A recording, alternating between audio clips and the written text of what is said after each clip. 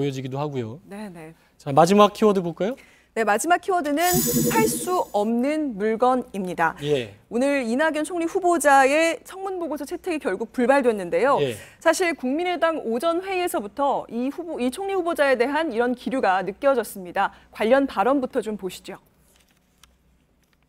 어떻게 보면 개업식에 와 있는 심정이다. 웬만하면 물건을 팔아주고 싶은데 물건이 너무 하자가 심해서 도저히 팔아줄 수 없는 그런 딜레마에 봉착해 있다. 그러니까 뭐 여러 가지 결격 사유가 있다는 취지인데 네.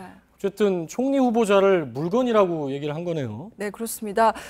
청문 보고서를 이제 채택을 하고 예. 국회에서 임명 동의안 통과를 시켜줘야 총리로 임명이 되잖아요. 예. 그런데 이 말을 해석하면 국민에게 팔 수 없는 물건이다 이런 예. 거죠. 그래서 여권 일각에서는 전남지사를 지낸 총리 후보자를 이렇게 물건에 비유하는 건 과한 게 아니냐 이런 얘기가 예. 나오긴 했습니다. 사실 총리 후보자가 아니더라도 사람을 물건에 비유해서 판다. 뭐 이게 좀 여러 가지 논란이 있을 수 있는데 근데 사실 그 얘기가 나오기 전에 예. 일단 이낙연 후보자 역시 당초에 예상했던 것보다는 여러 가지 결격 사유가 있다. 뭐 이런 얘기는 나오고 있죠. 네, 이틀 청문회가 진행이 됐는데요. 예.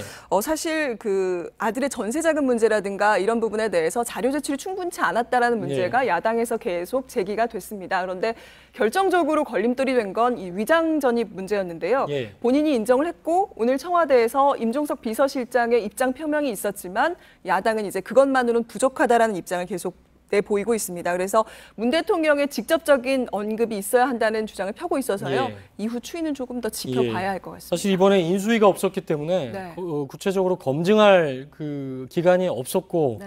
그러다 보니까 이런 부분이 제대로 검증이 안 된 게 아니냐 뭐 네. 이런 얘기가 나오고 있죠. 다음 주부터 이제 장관 후보자가 발표가 예. 될 텐데 거기에 대해서는 검증이 뭐 제대로 돼야겠네요. 네, 그렇습니다.